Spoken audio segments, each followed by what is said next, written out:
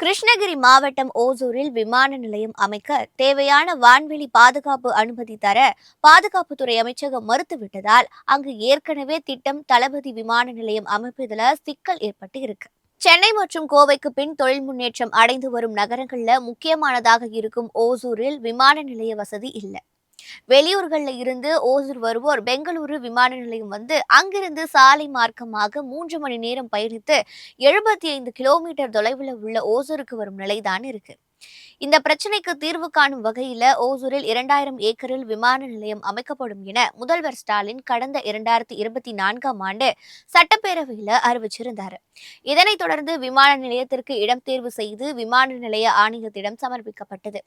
ஓசூர் விமான நிலையத்திற்கு வான்வெளி அனுமதி கோரி தமிழக அரசு சார்பில் அளிக்கப்பட்ட விண்ணப்பம் பாதுகாப்புத்துறை அமைச்சகத்தால் நிராகரிக்கப்பட்டு இருக்கு. இந்துஸ்தான் ஏரோநாட்டிக்ஸ் நிறுவனம் இப்பகுதியில் இயங்கி வருவதால் பாதுகாப்பு காரணமாக தமிழக அரசின் கோரிக்கையை நிராகரிக்கப்பட்டு இருப்பதாக கூறப்பட்டு இருக்கு.